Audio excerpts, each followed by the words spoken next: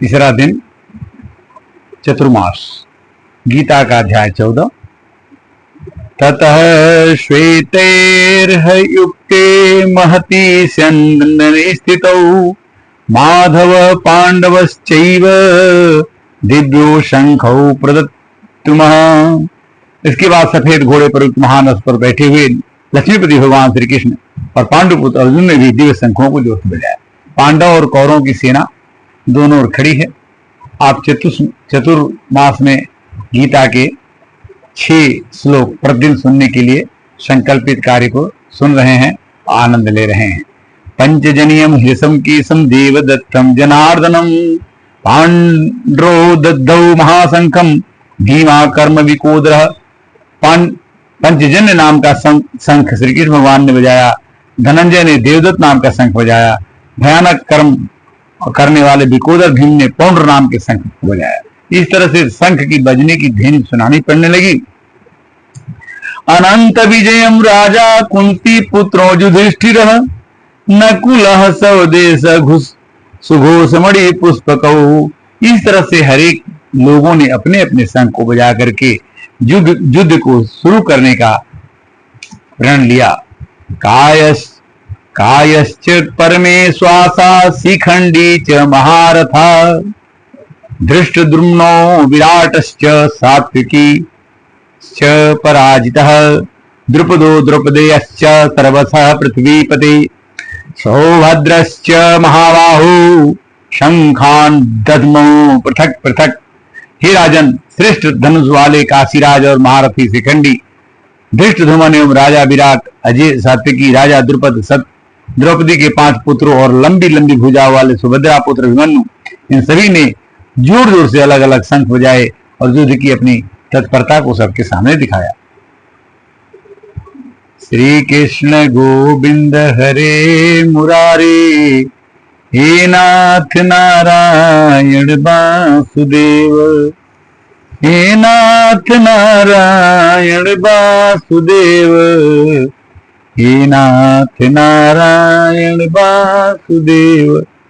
जैसा कि चतुर्मास में अगर हम 6 श्लोक 4 महीना प्रतिदिन कहते हैं तो आपके पास ये पूरे 4 महीने में पूरी गीता अर्थ के साथ पहुंचेगी। और आप भी सुनते रहिए, हम भी कहते रहेंगे। यह एक संकल्प है। मेरा काम है आपसे सुनाना, आपका काम है सुनना। जब भी आपको समय मिले 6 श्लोकों को आनंद लीजिए। गीता में भगवान ने कह दिया कि जो भी काम होगा, जिस ओर मैं रहूंगा उस ओर जीत जरूर होगी। एक बार किसी दुश्मन ने लड़ाई कर दिया, दुर्योधन पर चढ़ाई कर दिया, तो उस समय युधिष्ठिर ने लड़ाई करके उस युद्ध को जीत लिया और कहा कि अगर लड़ाई होगी तो हम लोग 105 भाई हैं, 100 कौरव 5 हम, और हम दोनों आपस में लड़ेंगे तो 100 अलग रहेंगे, हम 5 अलग रहेंगे। युधिष्ठिर का ये मत था कि बाहरी कोई लड़ाई करता है तो हम 105 रहेंगे और अकेले हम लड़ेंगे तो हम वो 100 भाई, हम 5 भाई है, हमारा जो भगवान करे। तो इस तरह से उनके मन में कामना थी। और युधिष्ठिर ने कहा कि मैं भी युद्ध नहीं चाहता हूं, किंतु मेरे इसको युद्ध को न छोड़ने की निवृत्ति नहीं बन रही है। और मैं युद्ध चाहता हूं, अधर्म को जानता हूं कि अधर्म करने से खराब है, किंतु मैं इसको न करूं ये मेरे में बन नहीं रहा है।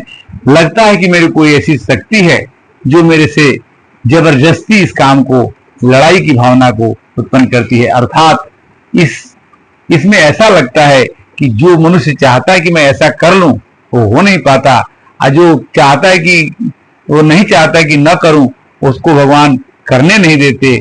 और होता वही है, वही है वही जो राम रचि राखा, का कोई तर्क बढ़ा वही साखा। दुर्योधन के मन में संदेह हो जाता है कि भीष्म और द्रोण भले मेरे पक्ष में हैं, किंतु उनका मन मेरे पक्ष में नहीं है, मेरी हार हो जाएगी। और पांडव 5 हैं, उनमें एक मत है, वो जीत जाएंगे। उसके मन में रामायण की बात आती है कि सुमति कुमति सबके उर रही, निगमागम पुराण यस कहीं, जहां सुमति तहाँ संपत्ति नाना, जहां कुमति तह विपत्ति निधाना। इस तरह से गीता के 6 श्लोक का अर्थ आपसे 4 महीने तक हम संकल्पित हैं करने के लिए, और आप भी हमारे साथ गीता के 6 श्लोक पढ़िए, पढ़ाइए, सुनिए, सुनाइए, क्योंकि धर्म का अगर आदत पड़ जाती है तो मनुष्य धर्म करता रहता है। धर्मो रक्षति धर्म, धर्म धर्म की रक्षा करता है। मनुष्य तो क्षणभंगुर है, आज है कल नहीं रहेगा। श्री कृष्णाय वासुदेवाय हरे परमात्मने प्रणतः क्लेशनाशाय गोविंदाय नमो नमः।